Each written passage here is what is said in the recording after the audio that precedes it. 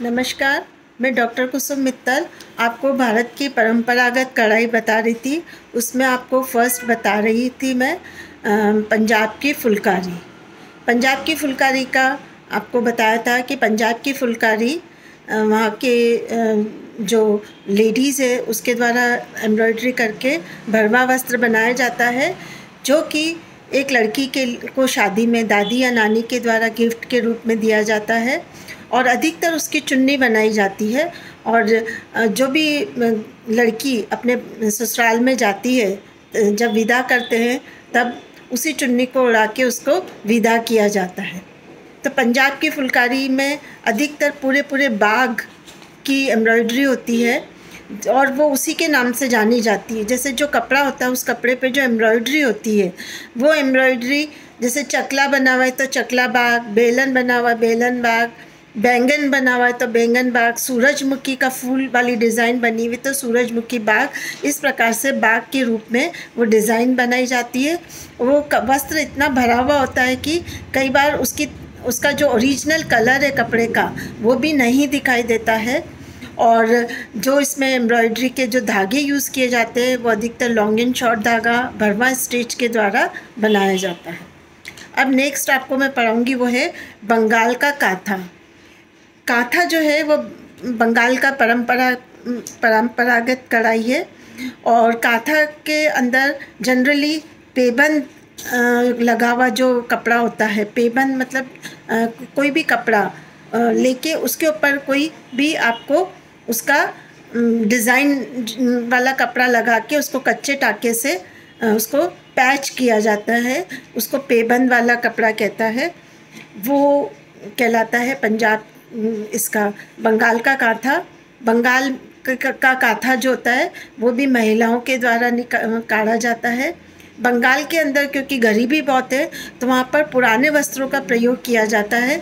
जितने भी पुराने वस्त्र होते हैं उनको काट के और उनके पैच बनाए जाते हैं और उन पैच को नए वस्त्र पर लगा के और उसको कच्चे टाके से वो पैच लगा देते हैं, इसलिए पैच वाली एम्ब्रॉयडरी हो जाती है।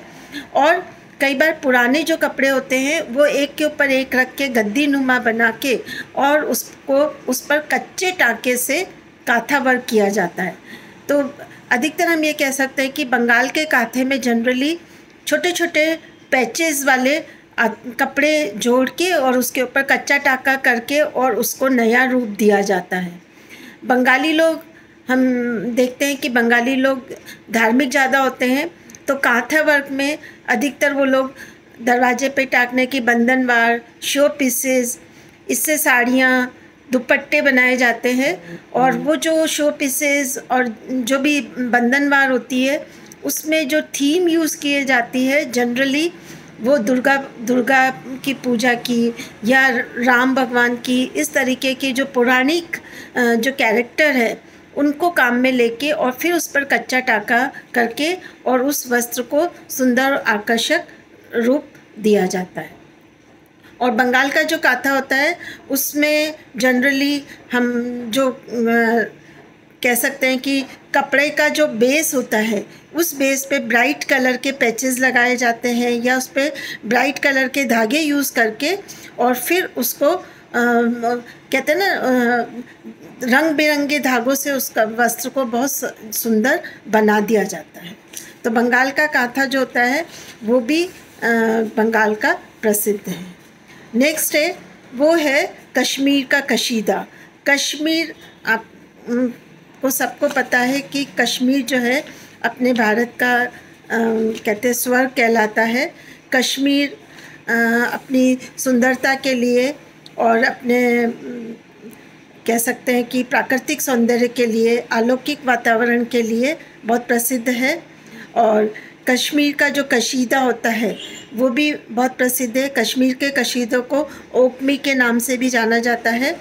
ओकमी से तात्पर्य है कश्मीर की कशीदाकारी, जो कि ऐश्वर्यशाली एवं वैभवशाली होती है और इसके अंदर प्राकृतिक नमूने होते हैं जिससे कि जो वो कपड़ा है वो जीवंत दिखाई देता है। जैसे उसमें प्राकृतिक नमूने में पहाड़ियाँ, विशाल पर्वत और पशु पक्षी और इस तरीके के उसमें डिज़ाइन यूज़ किए जाते हैं जिससे कि वो प्राकृतिक रूप दिखाई देता है। और कश्मीर के कशीदे का एक सबसे जो इम्पॉर्टेंट है कि वहाँ पर जो कश्मीर का कशीदा किया जाता है वो पुरुषों के द्वारा किया जाता है, क्योंकि कश्मीर में पुरुष और महिलाएं दोनों के लिए कोई बहुत ज़्यादा जॉब अपॉर्चुनिटी या फैक्ट्री या कोई ऐसे इंडस्ट्रीज़ नहीं है जहाँ पर कि वो बिज़ी रहे। तो पुरुष भी वहाँ पर फ्री रहते हैं, इसलिए वो कशीदे का काम करते हैं। और कश्मीर का कशीदा अपने रंग संयोजन के लिए, अपने कल्पनाशीलता, कलात्मकता के लिए, कोमलता के लिए विश्व में प्रसिद्ध है। और कश्मीर की शॉल तो पश्मीना शॉल तो विश्व में प्रसिद्ध है, और उस पश्मीना के साथ अगर कढ़ाई है तो वो और भी ज़्यादा सुंदर और आकर्षक हो जाती है। कश्मीर का जो कशीदा होता है वो शॉल्स पे किया जाता है, और जो शॉल बनाने के बाद जो छोटे रेशे बच जाते हैं उससे नमदा बनाया जाता है, बैग्स बनाए जाते हैं, जैकेट्स बनाई जाती है, उस पर भी कश्मीर का कशीदा किया जाता है। कश्मीर का जो कशीदा होता है वो कई प्रकार से किया जाता है। एक तो चेन स्टिच यूज़ की जाती है, उसमें एक साटिन स्टिच यूज़ की जाती है।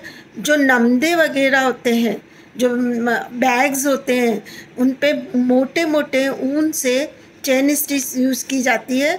और उनका जो बेस कलर होता है कश्मीरी कपड़ों का वो जनरली लाइट होता है, वाइट होता है, ऑफ वाइट होता है, और उस पे रंग बिरंगे या चटकीले रंगों से एम्ब्रॉयडरी करी जाती है।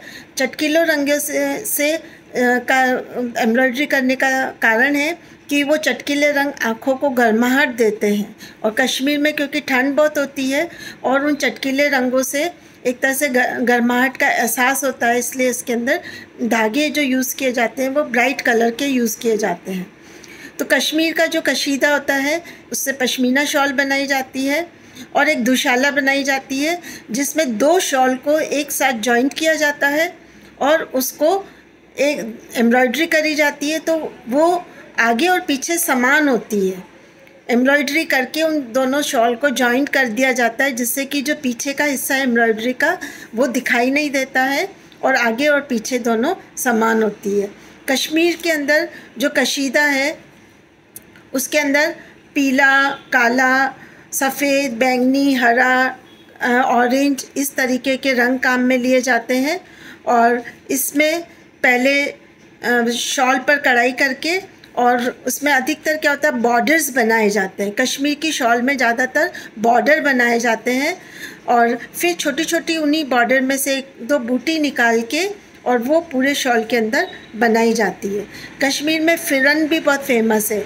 फ़िरन वो होती है जो कि सर्दियों में कश्मीरी लोग ऊपर से एक चोगे टाइप पहनते हैं, और कश्मीरी लोग क्योंकि सर्दी होने के कारण अपने शरीर के अंदर एक वो अंगीठी टाइप का एक कोई एक इक्विपमेंट रखते हैं जिससे कि उनको गर्माहट का एहसास होता है, तो वो उस फ़िरन के अंदर रखते हैं। और फ़िरन क्योंकि वुलन होती है तो बाहर की ठंड अंदर नहीं जा सकती है और अंदर की जो गर्मी है वो बाहर नहीं जाती है, इसलिए कश्मीरी लोग सर्दियों में फ़िरन पहनते हैं, जो कि ढीला ढीला एक वस्त्र होता है जो कि गर्दन से लेके पैर तक होता है।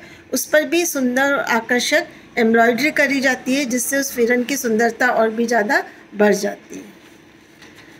नेक्स्ट है राजस्थान की कढ़ाई। राजस्थान की जो कढ़ाई होती है वो भी विश्व प्रसिद्ध है। राजस्थान वैसे तो अपनी वीरता के लिए प्रसिद्ध है। राजस्थान में बहुत सारे ऐसे वीर पुरुष हुए जिन्होंने अपना बलिदान देके और हमको मुग़लों से और सबसे बचाया है।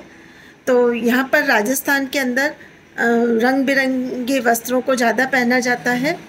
राजस्थान की जो मुख्य कढ़ाई है वो ज़्यादातर यहाँ की जरदोज़ी और सलमा सितारे वर्क है जो कि जयपुर का प्रसिद्ध है। और अजमेर के अंदर वही कढ़ाई मोजड़ियों पर करी जाती है। अजमेर की जो मोजड़ियाँ हैं वो उस पर मोती से और जो सिल्वर थ्रेड और गोल्डन थ्रेड होता है उसे एम्ब्रॉयडरी करी जाती है और उसके ऊपर छोटे छोटे मोती लगाए जाते हैं। वो मोजड़ियाँ भी विश्व प्रसिद्ध है। इसके अलावा जैसलमेर में भी कढ़ाई का काम होता है। जैसलमेर के अंदर जो ऊँट सवारी होती है उस ऊँट के ऊपर बहुत सारे ऐसे उसको सजाने के लिए उसको उड़ाए जाते हैं, ऐसे वस्त्र उड़ाए जाते हैं और उस वस्त्रों पर कोड़ी का काम, कांच का काम और रंग बिरंगे धागे से एम्ब्रॉयडरी करी जाती है।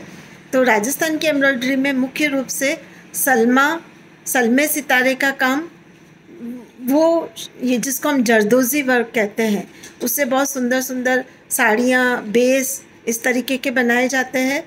और साथ में यहाँ पर वही काम मोजड़ियों पर भी करा जाता है जो कि भी विश्व प्रसिद्ध है। धन्यवाद।